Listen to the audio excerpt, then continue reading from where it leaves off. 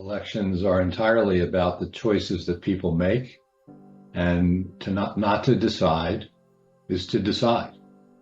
Not to participate is to actually participate. You just participate without having a voice. Sam Katz. I am a founder and executive producer at History Making Productions. We're a historical documentary film production house.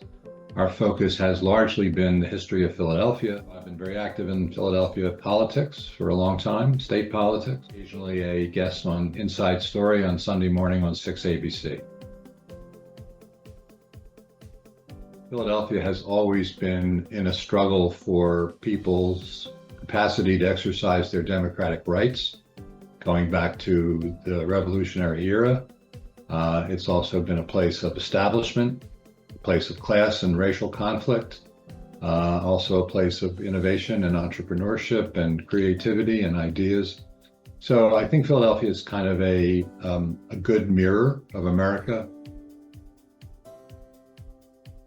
Elections are entirely about the choices that people make, and to not to decide is to decide. Not to participate is to actually participate. You just participate without having a voice. You silence your own voice. And to those who are disengaged, disillusioned, feel deprived, disrespected, or denigrated in some fashion by a political system, the citizenry actually are at the top level of the government, and they make the decision. Corporate fundraising and the Citizens United case by the Supreme Court and many others of recent vintage have seemed to dilute the rights of citizens.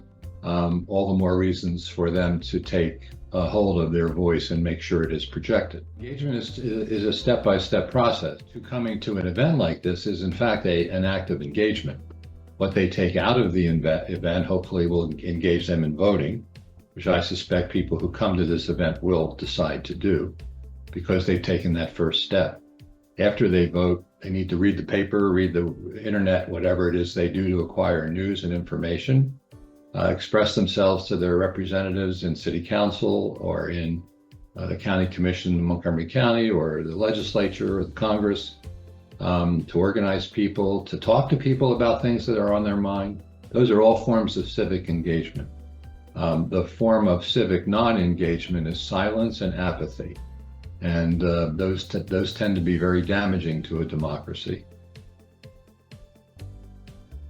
The future of the world, the future of the globe, are all things that are in a precarious moment. When I grew up, there were two superpowers, each of which had an extensive arsenal of nuclear weapons. Now there are multiple countries, both good and bad actors, who possess and will threaten the use of nuclear weapons, whose governments are not always stable and whose leaders may be quite unstable.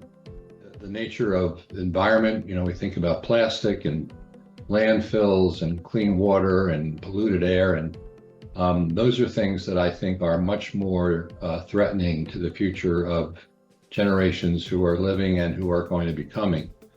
So my generation of baby boomers did a terrible job. So unless the next generations are going to take on these questions by becoming educated about them and acting upon them both politically and civically, they're only going to go away not only through public and political action, but through personal action. The water crisis is another one. That will make the current immigration problem look tame by comparison. When you think of all the parts of the world that are going to lack water, and that's going to drive people away from those places to the places that have water, who are going to want to defend those places from those people in order to preserve their water. There's a lot of conflict and difficulty that the world is facing, and it will be much easier for the bad actors to take over if the good actors take a seat.